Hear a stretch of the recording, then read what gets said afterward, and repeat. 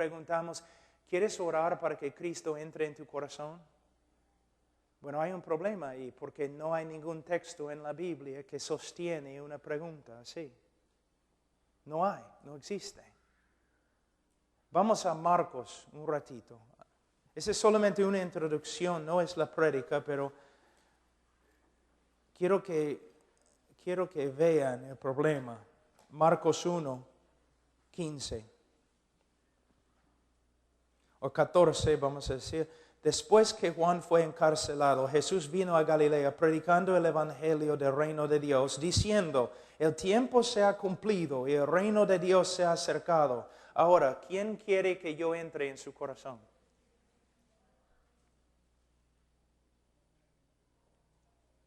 No dice esto. ¿Qué dice?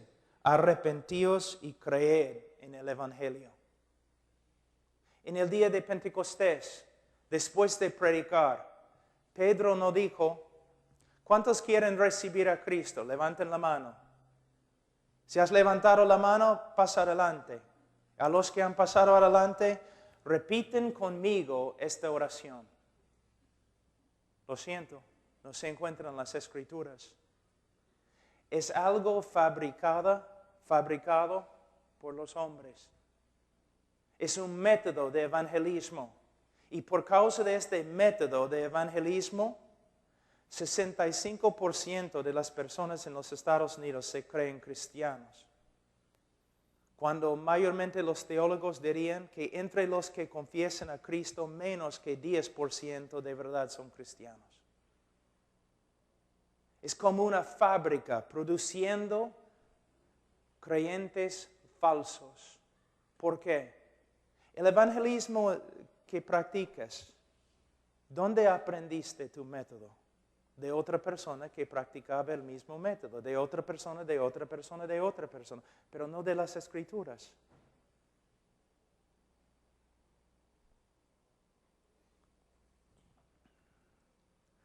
Otro problema muy grande en el evangelismo es el tema principal del evangelio. Pocos entienden lo que es el tema principal. Mayormente decimos a las personas, Cristo murió. Cristo murió. ¿Por qué? Por causa de nuestro pecado. Pero no contesta la pregunta. ¿Por qué tenía que morir por nuestros pecados? ¿Y cómo tenía que morir cuando estaba en la cruz? Mayormente tenemos de nuevo un evangelio muy superficial. Cristo murió por ti. ¿Pero por qué? Por causa del pecado. ¿Pero por qué?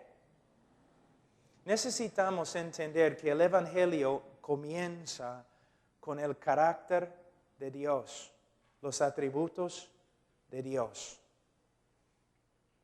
Y vamos a Romanos capítulo 3 un ratito, voy a mostrarles algo. Romanos 3.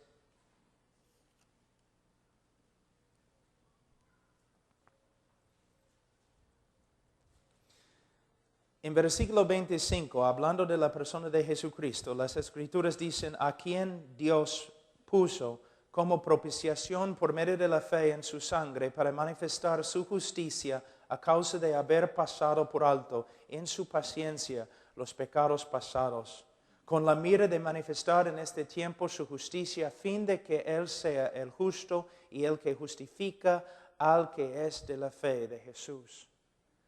Muchos teólogos han dicho que este texto es el texto más importante en toda la Biblia. Y de hecho, si no entiendes este texto, sería muy difícil predicar el Evangelio. ¿Qué está diciendo Pablo? Él habla de una palabra muy importante, propiciación. ¿Sabe lo que es? Él habla de la necesidad de que Dios sea justo y el que justifica al pecador. Aquí podemos ver la parte principal de lo que es el Evangelio. ¿Por qué Cristo tenía que morir y cómo tenía que morir? Primeramente, tienes que ver algo. Si Dios es justo, Él no puede perdonar. Si Dios es justo, Él no puede perdonar. Les doy un ejemplo, es un ejemplo que doy siempre. Vamos a decir que alguien ha matado a toda tu familia y tú capturas a la persona que ha asesinado a tu familia y lo lleves a la policía. Y la policía presenta al asesino al juez. Y el juez mira a la persona que ha matado a toda tu familia y dice, soy un juez lleno de amor, por eso te perdono. Te perdono. Vete. ¿Cómo vas a responder? Tú vas a decir que el juez es más corrupto que los mismos criminales a los cuales él da libertad.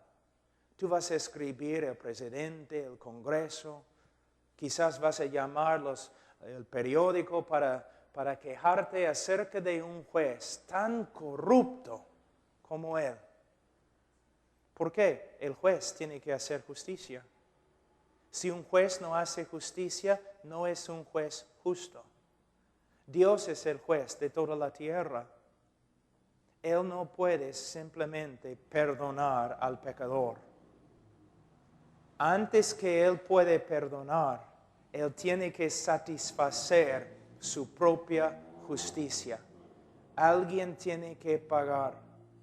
Tú dices, claro, Cristo tenía que pagar, pero ¿cómo? En el mundo hispano hay algo que yo he dado hay algo que llamo el evangelio romántico. Es un evangelio que no tiene mucho que ver con las Escrituras. Presenta a Jesús como un mártir. Habla siempre de todo lo que los romanos y todo lo que los judíos hicieron a Jesús en la cruz. Habla tanto de estas cosas que uno tiene que pensar, bueno, entonces somos salvos por medio de lo que los hombres hicieron a Jesús.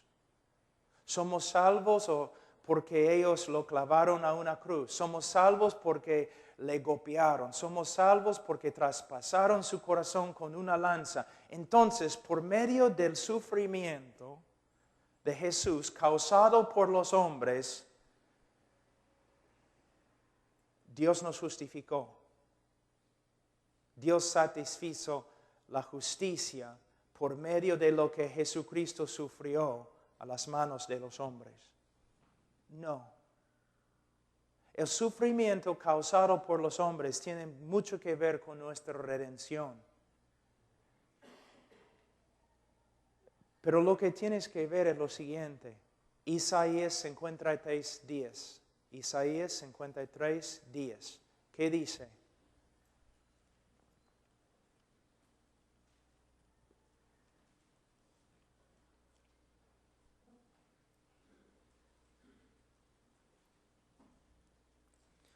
Con todo eso, Jehová quiso quebrantarlos, sujetándole a padecimiento. Cuando Jesucristo estaba en la cruz, Él llevó nuestro pecado. Y toda la ira de Dios, todo el castigo de Dios, todo el aborrecimiento de Dios, justo aborrecimiento de Dios contra la maldad del hombre, cayó sobre su Hijo. Nosotros debemos morir separados de Dios y pasar toda la eternidad separados de Dios. En la cruz, Cristo llevó nuestro pecado fue imputado a Cristo. ¿Y qué clamó Cristo?